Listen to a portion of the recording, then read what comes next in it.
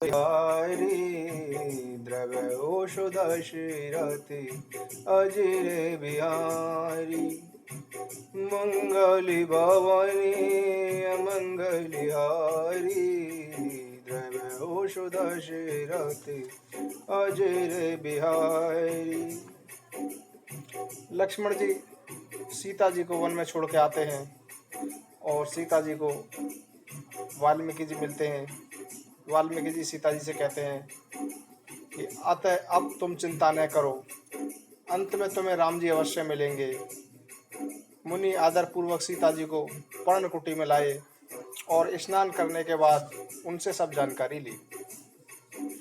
विविधि भांति मुनि धीरज दीना, सिय तब सुरेशरी मजन कीना। सुमेरी राम मूरत उर राखी, दीने फल मुनियायुष बाकी। मुनि ने अनेक प्रकार से उन्हें धीरज बंधाया और तब सीता जी ने भी गंगा जी में स्नान किया और रामचंद्र जी का स्मरण कर उनकी छवि अपने हृदय में धारण की। मुनि ने आशीर्वाद देकर उन्हें फल दिए।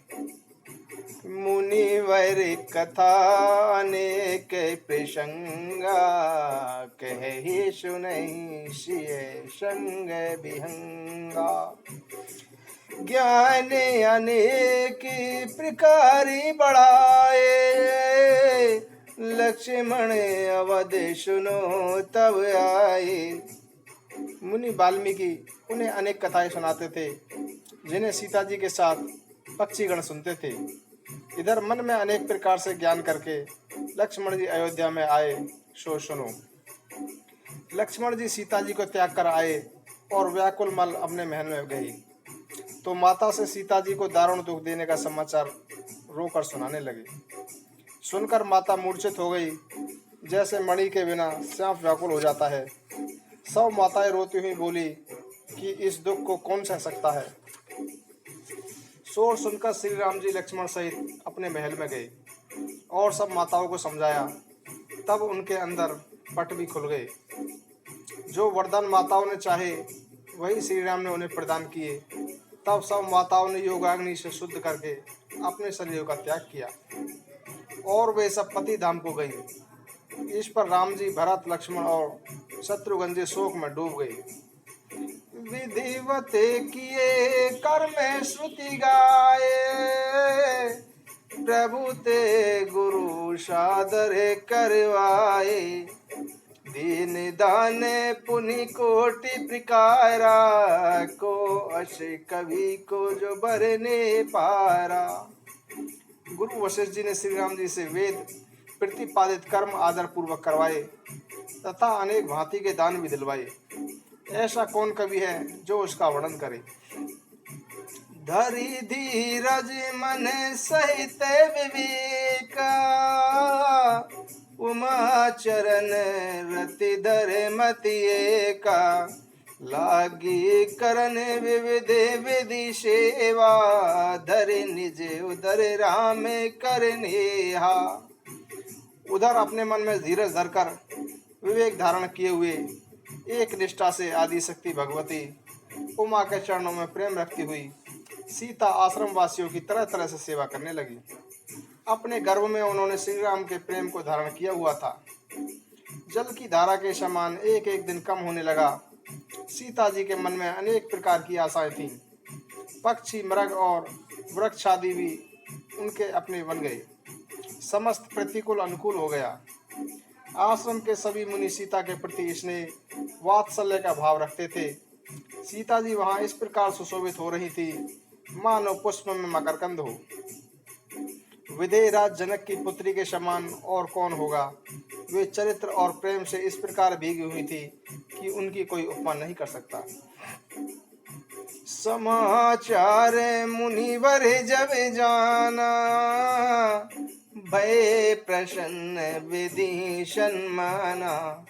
वेद ज्ञान आश्रम में होई, गतिविधि की नहीं जाने कोई। मुनि वाल्मीकि जी को जब ये समाचार मिला कि सीता जल्दी ही माँ बनेंगी तो वे अत्यंत प्रसन्न हुए। और उन्होंने विधाता की प्रशंसा की। आश्रम में वेद मंत्रों का उच्चारण होने लगा। विधि की गति कोई जान नहीं सकता। जगत जननी माता सीता ने 2 पुत्रों को जन्म दिया, जिनका रूप चंद्र और सूर्य के समान था।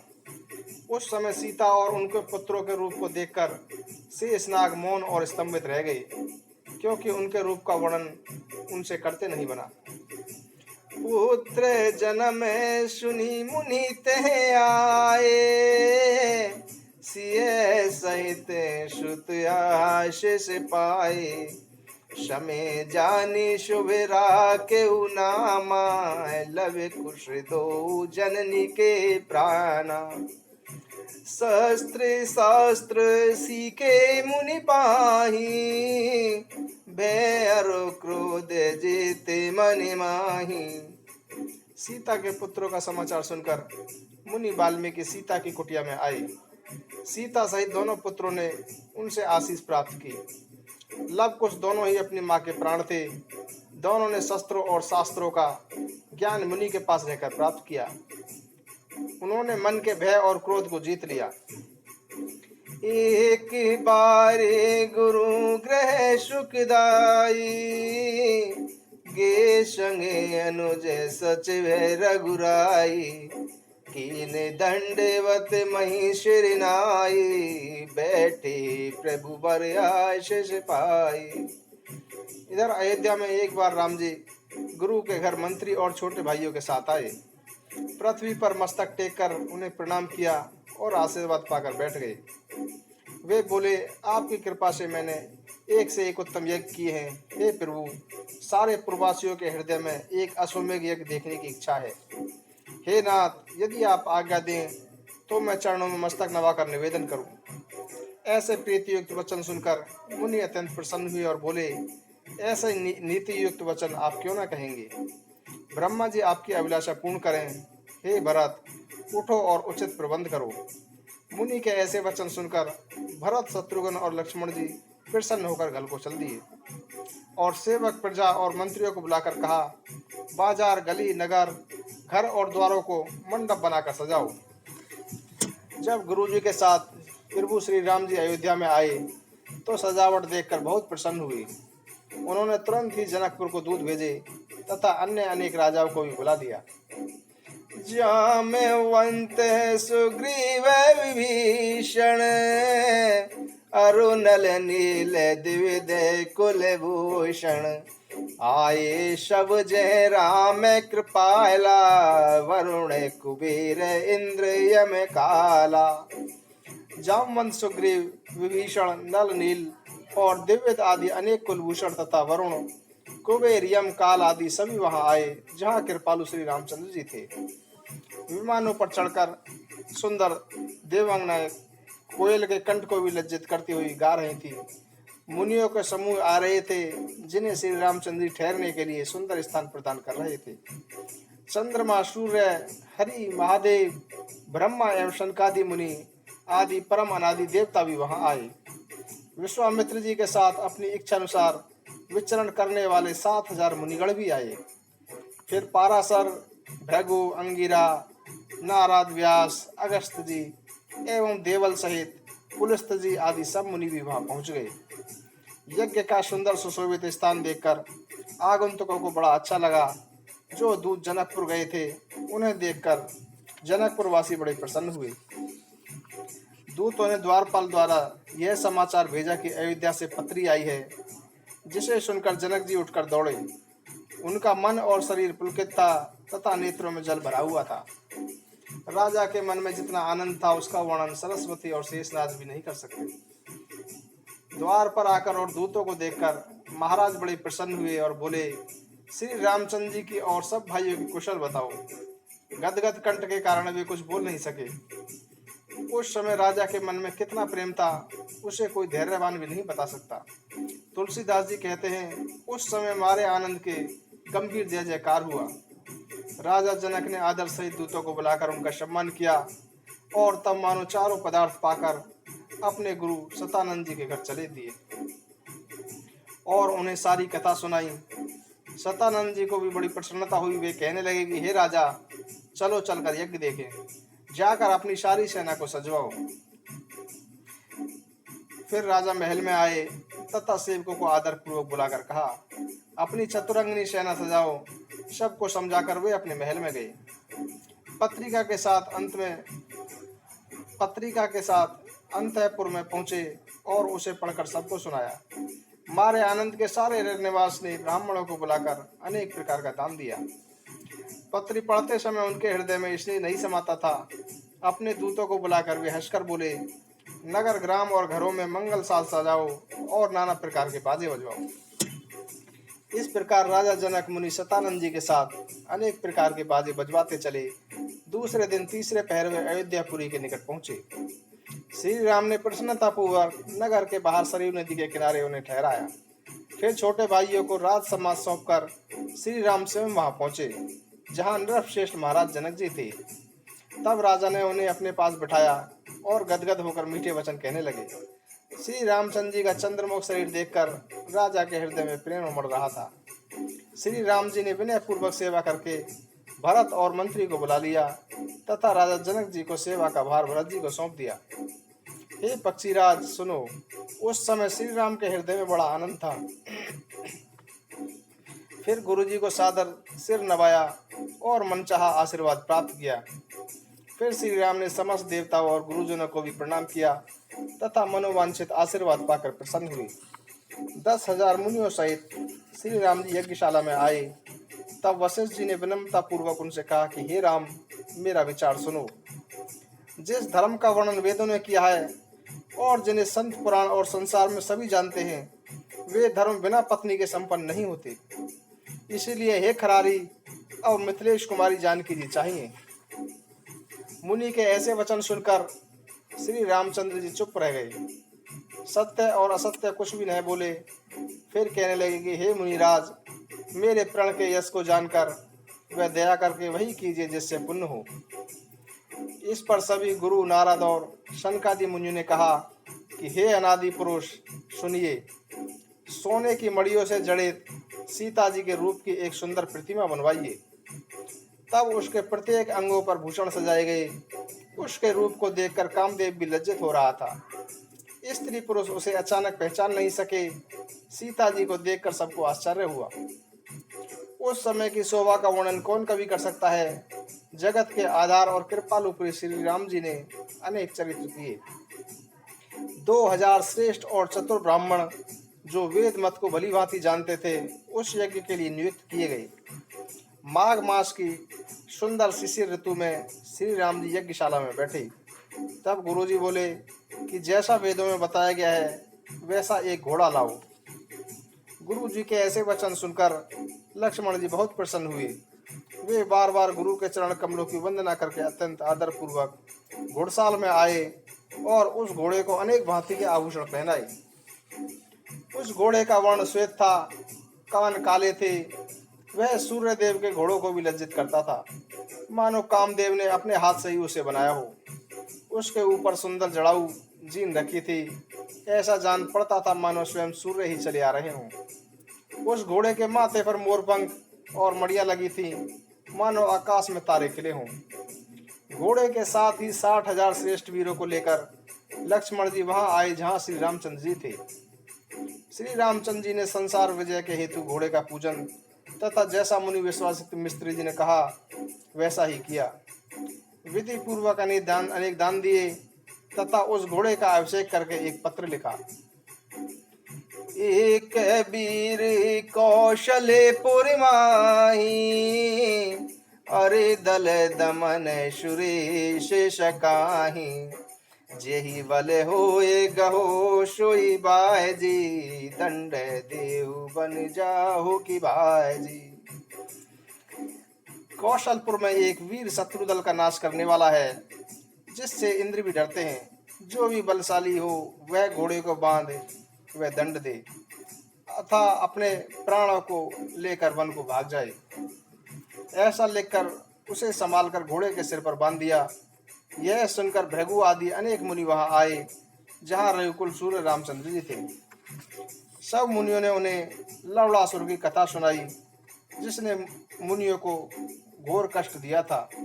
ऋषियों के वचन सुनकर श्री राम जी के नेत्रों में जल भर आया। तब उन्होंने अपना तरकस मंगाया, एक कराल व अमोघ बाण निकालकर शत्रुघ्न जी को दिया और कहा कि मेरा मंत्र पढ़कर वह इसे चलाकर सभी राजाओं को जीत लो। फिर श्री राम ने विभीषण जी को बुलाया। उन्होंने आकर श्री राम जी को सादर प्रणाम किया। श्री रामचंद्र जी ने उनसे लवणासुर की जानकारी प्राप्त की। विभीषण इस पर हाथ जोड़कर बोले कि हे प्रभु सुनिए, मेरी एक सौतेली बहन थी जिसका नाम कुवंशनी था। उसे रावण ने मधु दैत्य को दिया था। उसी का पुत्र लवणासुर हुआ जिसने आदर पूर्वक शिव जी की सेवा की है। हे कृपा निधान, उसके कठोर तप के फलस्वरूप शंकर जी ने उसे एक त्रिशूल दिया। हे प्रभु, उसने इसी त्रिशूल के बल पर देवता मनुष्य नाग सबको जीतकर अपने वश में कर लिया है और सबके पीछे पड़ा हुआ है। लवणासुर का समाचार जानकर श्री रामचंद्र जी मन ही मन हंसे और शत्रुघ्न जी को अपना बल प्रदान किया। शत्रुघ्न जी ने अपनी चतुरंगिनी सेना और दोनों पुत्रों को साथ ले लिया। श्री राम जी के वचन सुनते ही 3000 नगाड़े एक साथ बजे उठे और हाथियों के गरजने से पृथ्वी धंसने लगी। 10,000 रथ सूर्य को भी लज्जित कर रहे थे। तब शंख बजाती हुई सेना चली। आकाश में दुदम्बियां बज उठी। जुझारू योद्धाओं की सेना लवणासुर का नगर घेर लिया। उस समय अनेक नगाड़े बजे, जिन्हें सुनकर लवणासुर को भी अभिमान जाग उठा।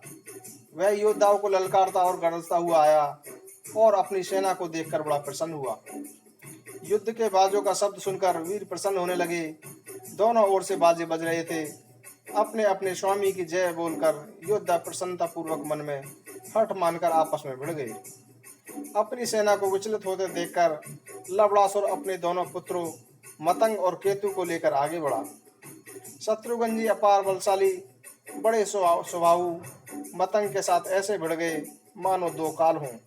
छोटे बेटे युग केतु भी केतु को ललकार कर उससे भिड़ गए। दोनों लड़ रहे थे परंतु हार नहीं मान रहे थे। इधर उपकेतु ने केतु को मारकर पृथ्वी पर गिरा दिया तो उधर सुबाहु ने मतंग को मारा और उसके हाथ पैर काटकर पृथ्वी पर डाल दिए। इस पर लवणासुर ने अपनी माया से अनेक देवताओं को पैदा कर दिया जो हाथ में अस्त्र शस्त्र लिए थे तथा पकड़ो पकड़ो मारो मारो कह रहे थे। यह माया देखकर शत्रुघ्न जी ने योद्धा आश्चर्यचकित होकर लड़ना ही भूल गए। तब शत्रुघ्न जी ने शिव जी का स्मरण करके प्रभु श्री राम जी का बाण इस प्रकार धनुष पर रखा मानो सूर्य ने अंधकार को नष्ट कर दिया हो। इस पर माया से उत्पन्न देवता लोप हो गए। देवताओं को देखकर सुबाहु काल के समान चले तथा सन्मुख जाकर लवणासुर से बोले कि रे दुष्ट, अब अपना त्रिशूल संभाल। ऐसा कहकर उन्होंने बड़े क्रोध से उसके हृदय में अपनी गदा मारी। राक्षस उस अपार तेज को सह न सका तथा मूर्छित हुए व्याकुल होकर पृथ्वी पर गिर पड़ा। कैटव नामक बलवान दैत्य ने जब लवणासुर को मूर्छित हुआ समझा तो वह दैत्य खिसियाकर त्रिशूल लेकर दौड़ा तथा उपकेतु के सामने आ गया और उपकेतु के हृदय में मारा, जिससे वे श्री राम का नाम लेते हुए गिर पड़े। मूर्छित होते समय उन्होंने पुकारा कि हे रघुकुल श्रेष्ठ श्री राम। सुबाहु ने भाई को मूर्छित देखा तो वे क्रोधित हो उठे और रोकने से भी न रुके। उन्होंने क्रोधपूर्वक 3 करोड़ कठोर बाण छोड़े तथा राक्षस को व्याकुल करके सुबाहु शीघ्र ही अपने भाई के निकट पहुंच गए। उपकेतु के शरीर में बाण लगे थे, उन्हें कुछ होश नहीं था और वे पृथ्वी पर पड़े हुए थे। सुबाहु ने बाणों को उनके शरीर से खींचकर बाहर निकाला और राम नाम की औषधि उन्हें दी, जिसे सुनते ही वे भाई के साथ उठ खड़े हुए और उनका शरीर सुंदर हो गया। तब उपकेतु ने हंसकर पुनः धनुष बाण ले लिया। इधर कैटव राक्षस की मूर्छा टूटी।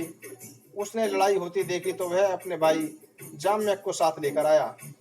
हे गरुण जी सुनो, देवों के उस बैरी से काल भी डरता था परंतु लड़ाई में भी वह हार गया।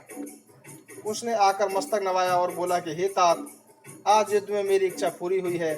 रावण के शत्रु श्री राम जी के छोटे भाई शत्रुघ्न जी के पुत्र बल और शील के निधान हैं।